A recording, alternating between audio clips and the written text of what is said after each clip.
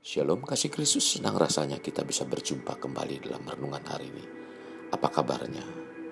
Saya berharap semua dalam keadaan sehat, bahagia, dan sukacita senantiasa. Mari kita melekat dalam hadirat Tuhan, agar hari ini Tuhan mengalirkan nutrisi rohani yang menghasilkan buah-buah kehidupan bagi dia. Kita awali dengan berdoa. Bapa, terima kasih buat waktu dan kesempatan yang Kau berikan pada hari ini. Biarlah kami gunakan sebaik mungkin untuk mendengarkan firman-Mu, sehingga firman Tuhan terus makin berakar dan tertanam dalam kehidupan kami, sehingga kami menghasilkan buah-buah yang baik untuk hormat kemuliaan nama-Mu dalam pikiran, perkataan, dan perbuatan kami, dapat menyekakan atau menyenangkan Engkau Tuhan. Terima kasih Tuhan. Inilah kerinduan kami, yang senantiasa menyukakan Engkau Tuhan. Dalam nama Yesus kami berdoa. Amin. Melekat dalam Tuhan hari ini bertema membuka jalan. Markus 15 ayat 38 dan 39. Demikian firman Tuhan.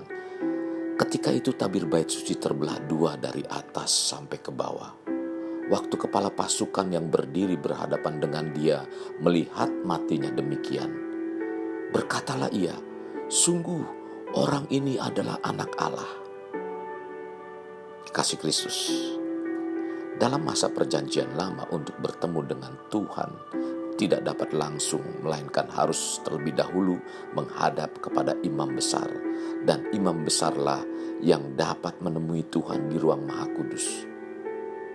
Sebelum masuk ke ruang Maha Kudus dalam kemah suci, imam besar harus melalui ruang kudus terlebih dahulu. Antara ruang kudus dengan ruang Maha Kudus terdapat tabir atau tirai yang menjadi pembatas. Ruang Maha Kudus adalah ruang spesial dan ruang khusus yang tidak dapat dijangkau oleh sembarang orang atau orang biasa, karena di ruang tersebut tempat Tuhan hadir dan berkomunikasi dengan imam besar. Jadi tidak semua orang dapat bertemu dengan Tuhan. Begitulah kira-kira sulitnya untuk datang ke hadirat Tuhan pada zaman perjanjian lama. Kita manusia tidak dapat berhubungan secara langsung dengan Tuhan. Melalui kematian Yesus di kayu salib, Tuhan memberi diri dan membuka langsung hubungan untuk berkenan ditemui, yang ditandai tabir atau tirai bait suci terbelah dua. Hal ini menggambarkan bahwa setelah kematian Yesus, Tuhan menghancurkan pembatas yang telah sekian lama menghalangi manusia untuk bertemu secara langsung dengan Dia.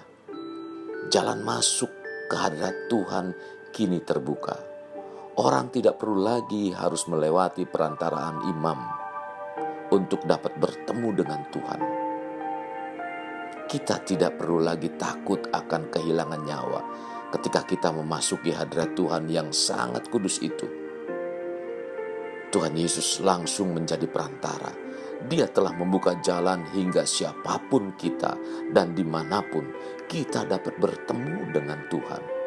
Peristiwa ini merupakan anugerah yang besar bagi setiap orang yang percaya dan menerimanya. Karena kita diperkenankan untuk bertemu dengan Tuhan Bapa kita tanpa ada pemisah.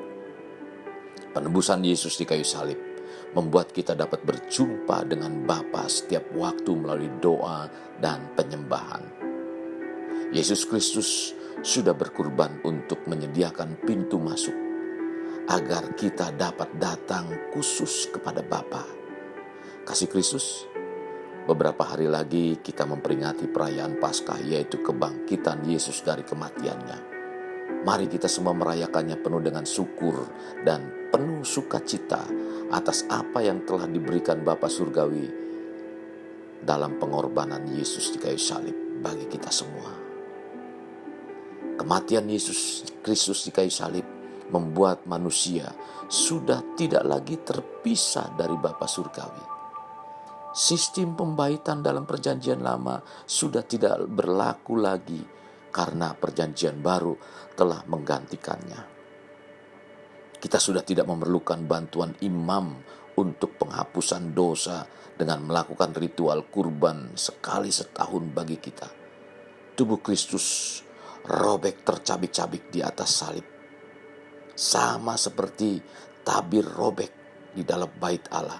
Dan sekarang kita mempunyai hubungan langsung kepada Tuhan melalui Yesus. Oleh darah Yesus kita sekarang penuh keberanian dapat masuk ke dalam tempat kudus. Karena Ia telah membuka jalan yang baru dan hidup bagi kita melalui tabir, yaitu dirinya sendiri. Tercatat dalam Ibrani 10 ayat 19-20. Kasih Kristus, sekarang tahta Tuhan yang kudus dapat terbuka bagi siapapun yang beriman pada Yesus Kristus. Sebelumnya ada sebuah penghalang yang dijaga oleh para kerub. Sekarang kita patut berbahagia karena Bapa Surgawi telah membuka hubungan langsung untuk kita melalui darah Yesus Kristus. Kasih Kristus, jadikan hidup kita untuk lebih bermakna dan membangun pribadi bermakna dimulai dari pribadi kita. Mari kita berdoa. Bapa yang baik, terima kasih buat waktu dan kesempatan hari ini sehingga Engkau mengingatkan kami.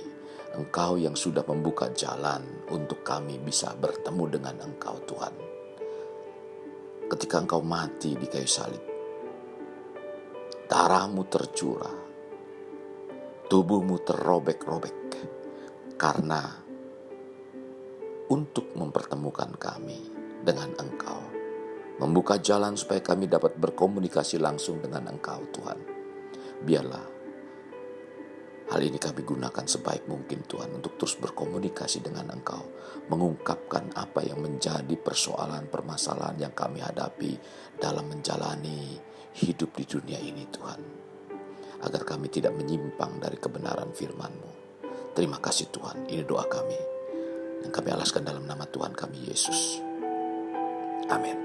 Kasih Kristus, mari kita akhiri renungan kita dengan mengedahkan kedua tangan. Terimalah anugerah berkat dari Allah Bapa, kasih sayang daripada Yesus Kristus dan persekutuan dengan Roh Kudus yang mencurahkan berkat secara rohani, berkat secara jasmani, berkat secara ekonomi, dicurahkan dan dilimpahkan dalam kehidupanmu. Sehingga berkat Abraham, berkat Ishak, berkat Yakub dicurahkan dari saat sekarang sampai Maranatha gereja Tuhan kali yang kedua. Amin. Sampai jumpa di renungan berikutnya. Tuhan memberkati.